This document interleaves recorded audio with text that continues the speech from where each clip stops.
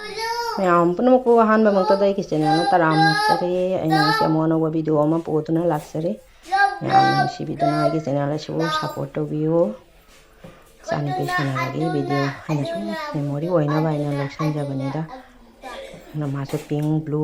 ꯀꯥꯏꯅ ꯁꯥꯟꯅꯔꯤ ꯑꯗꯣ ꯍꯌꯦꯡ ꯃꯊꯪ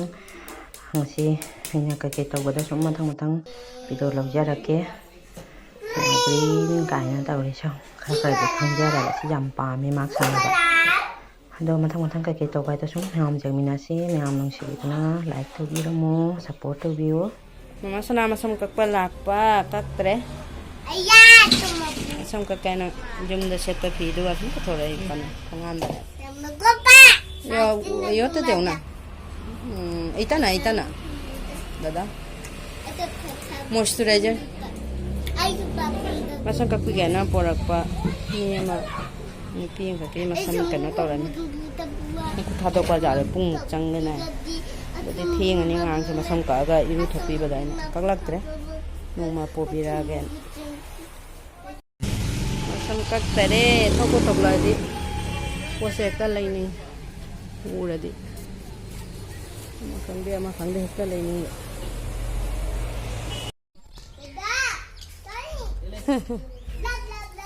इचे कोई मसम कक्पा चलुइबा कक्लक्तरे नोंग वाना थोकचरुबदा कक्लक्तरे चाक थोंगलुरगे चाक थोंगरगे थेंग बारो तादोर मुपुसिना लेदे सिबु ओंथों बसे चासु चारोइदबदा खो जमा तोइबा नुसा जायरागा मांगोंदा जेंगे masam ka kwata lo ka laktre ami atopa thap masam ka hori kuin changane masam ka laktare iru thokto e huji iru thokto jenge phajar ba jenge iru thokto e nusa jaina mangonda dada ga chiche ga ne nahang se nga thongdoi ne ba sabji laira siga ready Uri से iron गायना तौगनी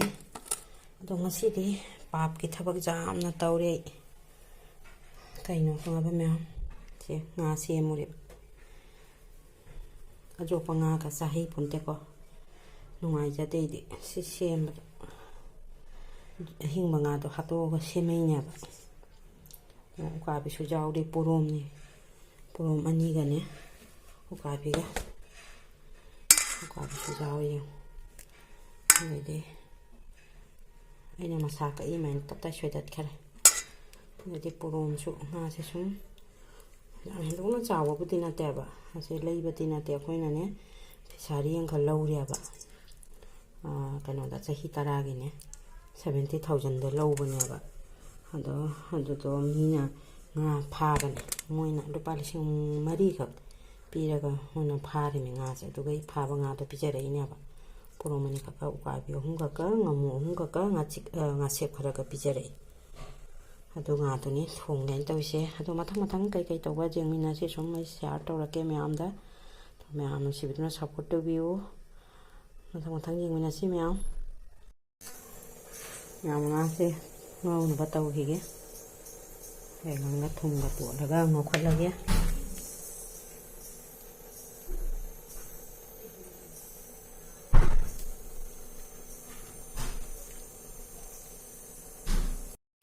ngौखले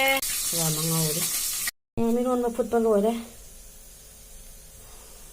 मथक्ता फी मुं फौरुरे भिडियोनि गायना सेमजा दं वाना same का Penida but कतना video लौरी मे फजना continue लौबा ngamdeaba थबक तो अमा तदा सुबना तबने चेन सुबनिना हादैदे खंदमो मासु ngौबा खतंग जात्रि मु थंगना थम अंगांगी साक थंगना मु लैरा मथंग जेंगमिनासी मैम सब्जी ngौबा होगला ngौबा लेरा आई वीडियो का खजना लौबा ngamda तगिना त थिंगना ngौबा साउदिसे खन त सल्ला चल वीडियो सब्जी मुलेंगा हटन मजा आ रहा है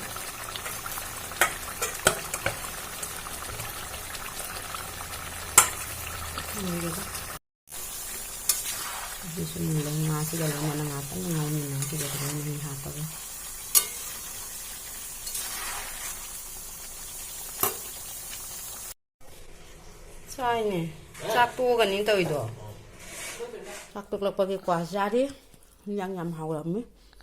ꯚꯤꯗꯤꯑꯣꯗꯤ ꯐꯖꯅ ꯂꯧꯕ ꯉꯝꯍꯧꯗꯦ ꯀ꯭ꯋꯥ ꯆꯥꯔꯤ ꯑꯗꯣ ꯏꯆꯥꯅꯨꯄꯤꯁꯨ ꯍꯧꯖꯤꯛꯐꯥꯎ ꯇꯨꯝꯃ ꯌꯥꯗꯦ ꯄꯨꯡꯁꯦ ꯀꯌꯥ ꯇꯥꯔꯦ ꯄꯨꯡ ꯀꯩ ꯋꯥꯅꯤ 4 ꯍꯦꯜꯂꯦꯅꯦ ꯑꯂꯨꯗꯨꯅ ꯃꯌꯥꯝ ꯑꯂꯨ ꯀꯤꯂꯣꯗꯅꯦ 10 ꯄꯤ ꯌꯥꯏ ꯀꯤꯂꯣ 4ꯈꯛ ꯃꯉꯥ ꯑꯩꯈꯣꯏ ꯃꯥꯅ ꯂꯨꯄꯥ ꯆꯥꯝꯃ ꯂꯨꯄꯥ ꯆꯥꯝꯃꯒꯤꯗꯤ ꯀꯤꯂꯣ 5 ꯑꯣꯏꯔꯦ ꯁꯤ ꯉꯧ ꯆꯥꯕꯗ ꯌꯥꯝ ꯍꯥꯎꯕꯅꯤ ꯍꯋꯥꯏꯒ ꯊꯣꯡꯉꯒꯅꯦ ꯄꯥꯅ ꯁꯣꯏꯔꯒ ꯄꯦꯛ ꯄꯦꯛ ꯂꯥꯎꯅ ꯉꯧ ꯆꯥꯕꯗ ꯌꯥꯝ ꯍꯥꯎꯕꯅꯤꯀꯣ ꯀꯤꯂꯣ 5 ꯂꯨꯄꯥ ꯆꯥꯝꯃꯒꯤ ꯑꯂꯨꯅꯤ ꯑꯂꯨ ꯃꯆꯥ ꯂꯨꯄꯥ ꯆꯥꯝꯃꯒꯤ ꯑꯂꯨꯅꯤ ꯉꯧ ꯆꯥꯕ ꯌꯥꯝ ꯍꯥꯎꯕꯅꯤ ꯁꯤꯁꯦ ꯌꯥꯝ ꯁꯪꯒꯣꯝꯁꯨ ꯁꯥꯍꯟꯗ꯭ꯔꯤ ꯁꯪꯒꯣꯝ ꯁꯥꯍꯜꯂꯨꯈꯤꯒꯦ ꯁꯪꯒꯣꯝꯁꯦꯅꯦ ꯌꯥꯝꯅ ꯑꯐꯕ ꯁꯪꯒꯣꯝꯅꯦꯕꯁꯦ ꯑꯩꯈꯣꯏꯒꯤ ꯁꯨꯝꯐꯝ ꯃꯐꯝꯗꯨꯗꯒꯤꯅꯦ ꯃꯤꯉꯣꯟꯗꯒꯤ ꯃꯁꯛ ꯈꯪꯅ ꯂꯧꯔꯛꯄꯅꯦꯕ ꯑꯩꯈꯣꯏ ꯌꯨꯝꯗ ꯒ꯭ꯋꯥꯂꯥꯅ ꯄꯤꯔꯝꯕꯗꯨꯗꯤ ꯏꯁꯤꯡ ꯈꯥꯏꯕꯣꯛ ꯈꯥꯏꯗꯨꯔꯥ ꯀꯔꯤ ꯍꯥꯏꯅꯣ ꯈꯪꯗꯦꯀꯣ ꯑꯁꯤꯅ ꯃꯐꯝꯗꯒꯤ ꯂꯧꯔꯛꯄꯅꯦꯕ ꯑꯩꯅ ꯁꯤꯒꯤ ꯁꯪꯒꯣꯝ ꯁꯨꯃꯥꯏꯅ ꯍꯦꯛ ꯄꯣꯔꯛꯄꯁꯦ ꯁꯨꯝ ꯁꯞꯇꯥ ꯑꯃꯗ ꯅꯣꯡꯃ ꯅꯤꯅꯤꯒꯨꯝꯕ ꯁꯨꯃꯥꯏꯅ ꯂꯧꯔꯦꯕ ꯑꯁꯤꯒꯤ ꯁꯪꯒꯣꯝꯁꯤꯗꯒꯤ ꯃꯄꯥꯡ ꯂꯧꯕꯗꯨꯅꯅꯦ ꯑꯩꯅ ꯍꯦꯛ ꯘꯤ ꯁꯦꯝꯃꯤꯗꯣ ꯁꯪꯒꯣꯝꯁꯦ ꯌꯥꯝꯅ ꯐꯕ ꯁꯪꯒꯣꯝꯁꯤꯁꯨ ꯁꯥꯍꯟꯒꯦ ꯁꯟꯗꯥꯒꯤ ꯂꯥꯏꯗꯨꯛ ꯊꯥꯡꯃꯩ ꯊꯥꯜꯂꯦ ꯃꯌꯥꯝ ꯑꯩꯈꯣꯏ ꯏꯃꯨꯡ ꯆꯥꯛ ꯆꯥꯕ ꯌꯥꯝ ꯊꯦꯡꯉꯤ ꯑꯗꯨꯅꯅꯦ ꯆꯥꯛ ꯊꯦꯡꯕ ꯍꯥꯏꯁꯦ ꯀꯩꯁꯨꯝ ꯀꯥꯟꯅꯗꯦ ꯆꯥꯛ ꯇꯣꯛꯂꯛꯄꯗ ꯁꯨꯝ ꯅꯨꯃꯤꯠ ꯇꯥꯗꯣꯏ ꯇꯧꯔꯦ ꯍꯥꯏꯁꯤꯅꯤ ꯅꯤꯡꯊꯝꯊꯥꯒꯤ ꯅꯨꯃꯤꯠꯀ ꯑꯣꯏꯔꯦ ꯑꯗꯨꯅꯤ ꯂꯩ ꯄꯥꯝꯕꯤꯁꯤꯡꯁꯤ ꯑꯃꯨꯛꯅꯦ ꯃꯈꯥꯗ ꯊꯥꯡꯗꯕꯤꯔꯝꯒꯦ ꯂꯩꯆꯤꯟ ꯆꯥꯖꯅꯕꯩ ꯂꯩꯆꯤꯟ ꯐꯪꯉꯗꯤ ꯐꯩꯅ ꯁꯦ ꯍꯌꯦꯡ ꯑꯃꯨꯛ ꯃꯊꯛꯇ ꯑꯃꯨꯛ ꯊꯥꯡꯒꯠꯇꯣꯏꯅꯤ ꯁꯤꯒ ꯊꯕꯛ ꯁꯥ ꯂꯩꯔꯤꯃꯤ ꯑꯗꯨꯅꯤ ꯃꯌꯥꯝ ꯁꯤ ꯑꯩꯅ ꯅꯣꯡꯃꯒꯤ ꯇꯧꯖꯕ ꯀꯩꯀꯥ ꯈꯔꯗꯁꯨ ꯃꯌꯥꯝꯗ ꯁꯤꯌꯥꯔ ꯇꯧꯕꯅꯤꯗ ꯉꯁꯤꯒꯤ ꯕ꯭ꯂꯣꯛꯁꯤꯗꯤ ꯏꯆꯥꯅꯨꯄꯤꯒꯤ ꯕ꯭ꯂꯣꯛꯇ ꯇꯥꯔꯦ ꯑꯉꯥꯡꯒꯤꯅ ꯌꯥꯝꯃꯦ ꯑꯗꯨꯅꯤ ꯃꯌꯥꯝ ꯍꯧꯖꯤꯛ ꯑꯃꯨꯛ ꯁꯟꯗꯥꯒꯤ ꯆꯥ ꯂꯣꯟꯗꯣꯏꯅꯤ ꯑꯍꯟꯁꯤꯡꯒꯤ ꯆꯥ ꯄꯤꯊꯛꯈꯤꯒꯦ ꯑꯗꯣ ꯑꯩꯒꯤ ꯚꯤꯗꯤꯑꯣꯁꯦ ꯃꯇꯥꯡ ꯑꯁꯤꯗ ꯂꯣꯏꯁꯤꯟꯖꯔꯒꯦ ꯌꯥꯝꯅ ꯅꯨꯡꯁꯤꯕꯤꯗꯨꯅ ꯁꯞꯄꯣꯔꯠ ꯇꯧꯕꯤꯌꯨ ꯌꯥꯝ ꯃꯇꯥꯡ ꯑꯁꯤꯗ ꯚꯤꯗꯤꯑꯣꯁꯦ ꯂꯣꯏꯁꯤꯟꯖꯔꯒꯦ